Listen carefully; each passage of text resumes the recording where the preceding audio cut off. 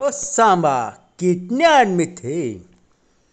जो डर गया समझ मर गया। ये हात मुझे दे ठाकूर। नमस्कार मित्रांनो, तुम्हाला हे डायलॉग ऐकले असतील, बघितले असतील. कोणाच्या कोणत्या नायकाच्या तोंडात हे डायलॉग आहे? बरोबर, अमजद खान. चला तर मग जाणून घेऊया अमजद खान यांच्याबद्दल.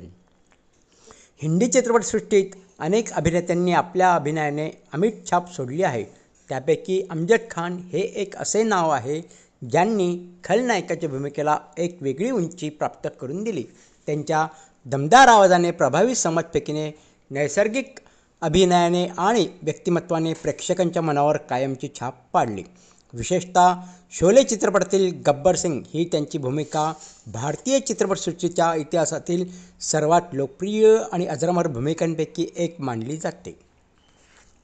अमजद खान यांचा जन्म 12 नोव्हेंबर 1940 रोजी मुंबई येथे झाला. त्यांचे वडील जयंत झकारिया खान हे हिंदी चित्रपटसृष्टीतील प्रसिद्ध अभिनेते होते. त्यामुळे अभिनयाचे संस्कार त्यांना लहानपणापासूनच लाभले. घरात चित्रपटांचे वातावरण असल्यामुळे त्यांना अभिनयाची आवड निर्माण झाली. अमजद खान यांनी मुंबईतील शाळांमध्ये शिक्षण घेतले. त्यानंतर त्यांनी महाविद्यालयीन शिक्षण पूर्ण केले. शिक्षण घेत असतानाच त्यांनी नाटकांमध्ये भाग घेण्यास सुरुवात केली. अभिनयाची आवड दिवसेंदिवस वाढत गेली आणि त्यांनी चित्रपटसृष्टीत करिअर करण्याचा निर्णय घेतला.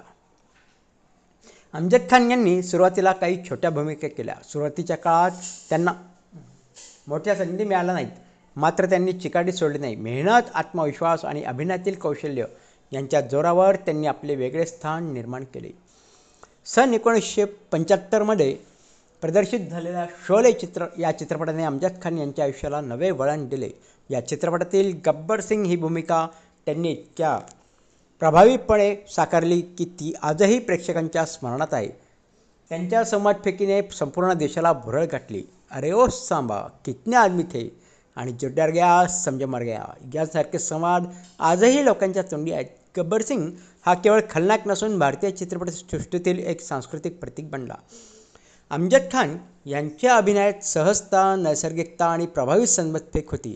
त्यांच्या चेहऱ्यावरील भाव, आवाजातील वजन आणि शरीर भाषा यामुळे प्रत्येक भूमिका जिवंत वाटत असे. त्यांनी खलनायकाबरोबरच विनोदी, गंभीर आणि चरित्र भूमिका देखील उत्कृष्टरित्या साकारल्या.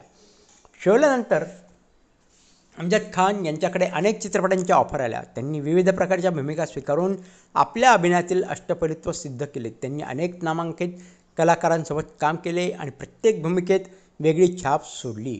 अमजद खान यांनी अनेक यशस्वी चित्रपटांमध्ये काम केले. त्यापैकी काही महत्त्वाचे चित्रपट पुढीलप्रमाणे आहेत, जसे शोले, मुकद्दर का सिकंदर, लावारिस, याराना, नसीब, परवरिश, सुहाग, कालिया, हम किसी से कम नहीं, सत्ते पे सत्ता, देश परदेश, कुर्बानी या सर्व चित्रपटांमधील त्यांच्या भूमिका प्रेक्षकांनी भरभरून पसंत केल्या.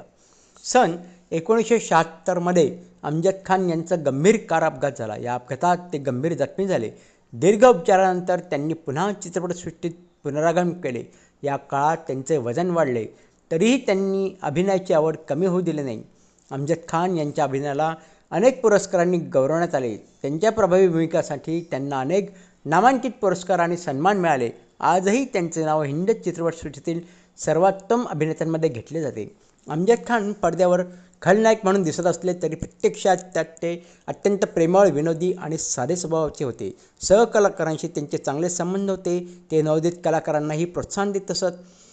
तसेच त्यांनी खूप जणांना आर्थिक मदत देखील केलेली आहे. अमजद खान यांनी खलनायकाच्या भूमिकेची व्याख्याच बदलून टाकली. त्यांच्या अभिनयामुळे नकारात्मक भूमिकांनाही तितकेच महत्त्व मिळू लागले. त्यांनी अनेक कलाकारांना प्रेरणा दिली.